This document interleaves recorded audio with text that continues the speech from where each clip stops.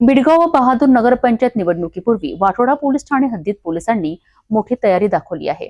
परिमंडळ क्रमांक 5 चे पोलीस उपायुक्त निकेतन कदम यांच्या मार्गदर्शनाखाली जिजामाता नगरातील मोकळ्या मैदानात दंगा नियंत्रणाचे भव्य प्रात्यक्षिक पार पडले।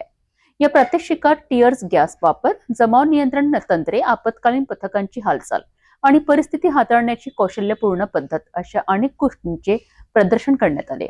यावेळी वाठोडा, पारडी, कळमना आणि यशोधरा नगर पोलीस ठाण्यांचे प्रभावी अधिकारी, सहाय्यक पोलीस निरीक्षक, उपनिरीक्षक अशा सुमारे 25 अधिकारी आणि 70 अंमलदारांनी सहभाग घेतला।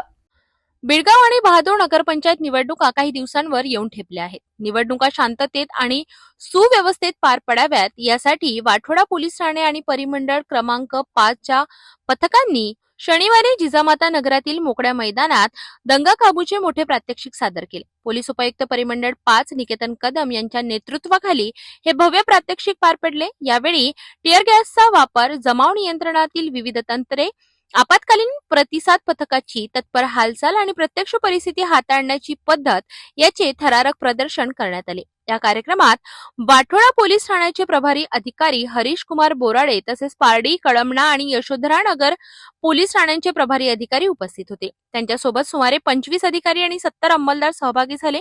सुरक्षा उपकरणांचा वापर, जलद प्रतिसाद, परिस्थितीनुसार तातडीने धोरणात्मक बदल आणि मतदान केंद्राच्या सुरक्षिततेचा आराखडा या सर्वांचे प्रत्यक्ष दर्शन नागरिकांना घडले। त्यामुळे निवडणुकांदरम्यान कायदा व सुव्यवस्थेचा प्रश्न निर्माण झाल्यास पोलीस यंत्रणा सक्षमपणे प्रतिसाद देऊ शकते असा ठाम संदेश पोहोचला आहे।